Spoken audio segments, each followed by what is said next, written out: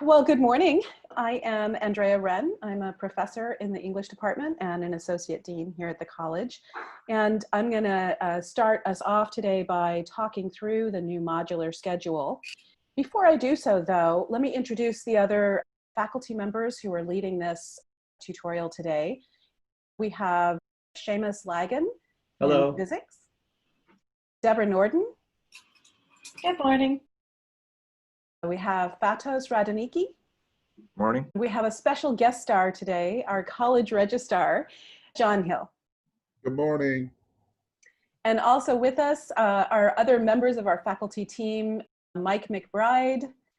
Hi. And Chrissy Bauer, who's waving from the blackness there. Awesome. There are even more folks who've been working on this schedule to develop it. This is the team that's here today. And by the way, we are the folks who answer your emails when you email restart2020@whittier.edu. So putting some faces to that sort of email address.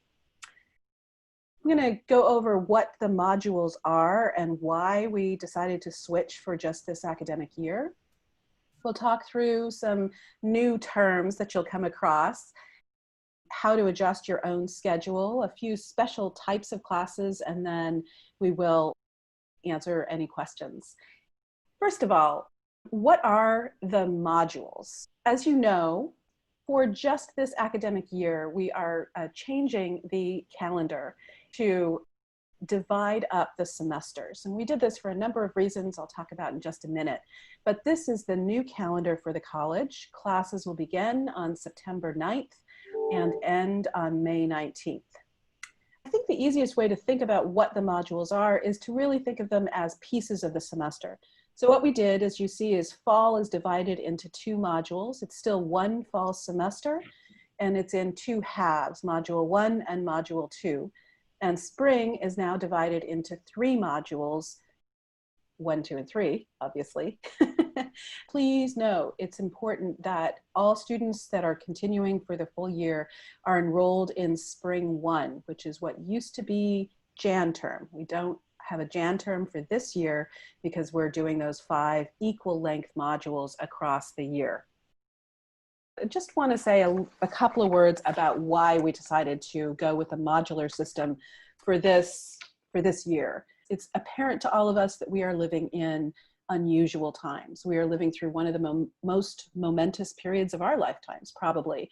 And yet, it's also all of the things that are happening in the world are really good reasons to be studying, to be wanting to learn more. So our question was, how do we best develop a good learning environment that'll support focused learning in the midst of, lots of global events that are uncertain and unpredictable. So we know that in spring semester, we had to do a dramatic and completely unexpected shift to all online learning. And from that experience, we learned a lot. We listened to you. We got a lot of feedback from students, what worked, what didn't work, what would have worked better. And we took all of that into consideration and came up with this modular schedule. We think it has sort of a few main advantages, we hope at least. The first is that it allows and enables concentration. In stressful times, one thing that we know from experts is that concentration can be difficult, right? But also very valuable. The more you can concentrate, the more you feel a sense of reduced stress. So we wanted to really enable concentration. Of course, it's also required for studying, right? So that's why we are recommending that you only take 2 classes at a time. They'll be very intense classes. You'll really focus and concentrate on that content. And then 7 weeks later, in the next module, you'll switch to 2 more classes. Those are regular classes, and I'll talk through some exceptions to that in just a minute. In addition to concentration, because of the 5 modules, this new calendar for the year allows regular academic progress. So if you're a senior, you should absolutely be able to graduate at this end of this year. If you're a junior, you'll be a senior next year. 2 classes, 5 modules is 10 classes a year. That is, a full schedule. The third advantage is flexibility. because they're shorter terms, if there is some unexpected change at some point, you know, I don't want to say we're not expecting any, because at this point we have no idea what to expect in the world, right? But this way the terms are shorter and we can shift back and forth more easily and without the sort of disruption in the middle of a semester. And it's also flexible in the sense that for you as a student, if something changes in your living environment or, you know, anything else, you can make that shift with less disruption to your own life. And then finally, the new schedule supports social distancing. We needed fewer students in the classroom at a single time, more space between classes, all of that stuff for good health. And so this new schedule will support that. So those are the sort of reasons that we developed this modular schedule. So let me just mention a few new terms that are popping up. First of all, I mentioned 2 classes at a time, and by that I meant 2 regular classes. This is not a term we've used before. We haven't differentiated in the past. So regular classes are, it's probably self-explanatory, right? Regular classes are regular classes. They are your 3 to 4 unit classes. They're standard class that you would take during the semester. Regular classes in the modular system will be in a single module. They are generally 75 minutes long, although there are exceptions, lab classes, art classes, some classes will be longer than that. Regular classes are scheduled 5 days a week in the new modular schedule. That's what I meant when I said intensive, right? You'll really be focusing on these classes, and generally they are 3 to 4 credits. There are also now extended modules, and these are classes that instead of the whole class starting and ending in a single module, the extended modules will go across 2 or even maybe 3 modules. So extended modules may not just be 75-minute classes. They will definitely meet fewer days per week, and they will last for the full semester. So it's really a traditional class. If you have an extended module, think of it as a semester-length class. And they're for varying credits. Some of them are 2 to 3 credits or 0 credits or 1 credits. Many of them are performance classes, athletic classes, senior seminars are often extended modules. That's the sort of overview of how the module schedule will work.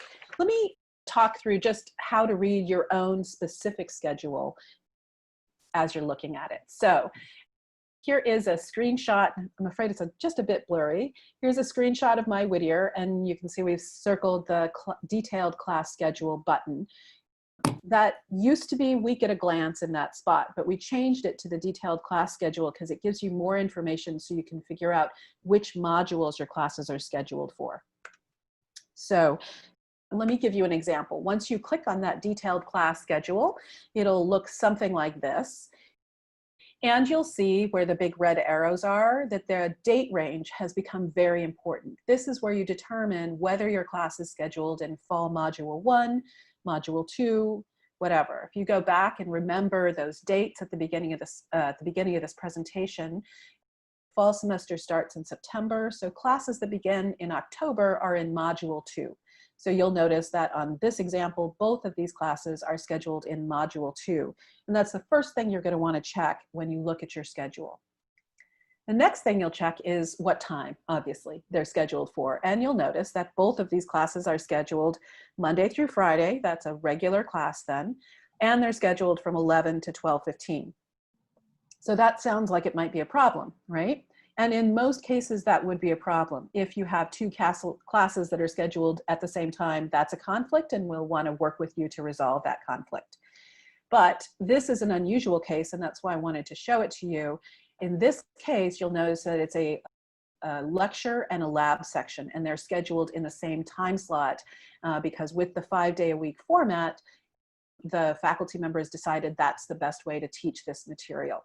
So there are cases where you'll have 2 classes scheduled simultaneously, as long as they're linked classes like this. They're a regular and a lab section. If you see this and you have a question, is this how it should be, or is this something I need to fix? Email us at Restart2020 and we can work with you individually to let you know what's going on with that. And now what we want to ask you guys to do is to review your own schedules and make sure that with the schedule conversion, they still work for you, right? So some things to look for are classes that meet at the same time in the same module, right? As we were just looking at. Also, if you have more than 2 classes in a module, that's something to look for. As I said, we strongly recommend only taking 2 classes at a time for that advantage of concentration and focus, and these will be intense classes.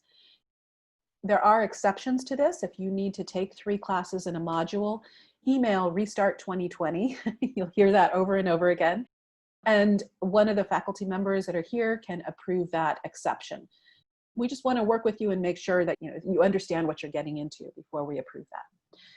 Another thing to look for as you review your schedule is to make sure that you have at least 12 credits for the semester. Now remember, the semester is both fall modules, 1 and 2 combined. Needs to add up to 12 credits for full-time standing, and that's important for your scholarships and tuitions, scholarship and financial aid. And then finally, the last thing to look at is your Con 1, your pair class, still active? So maybe you've already completed your pair requirement, or maybe you're in Whittier Scholars and don't have to do a pair requirement. But if you're a senior that hasn't yet, or were planning to do your pair in your senior year, some things have changed with the pairs. And I just want to briefly say something about that. The pair requirement, some of those classes are no longer paired. So you may still see 2 classes that you're enrolled in, but when you look at your degree works, they're not fulfilling the pair requirement. And that's because of timing and logistics, the 2 classes don't work as a formal pair anymore. Some pairs are still going forward. So that's why you want to look at your own individual schedule and check and see which situation you have. If you worked with the dean to create a pair already, then that pair should still be fine. Just check, it should show up on DegreeWorks. Your pair requirement is in progress. And now we also created a new option. We wanted to make this simpler for seniors now in your final year. And so the new option is that all students, all seniors, I should say, can create their own pair.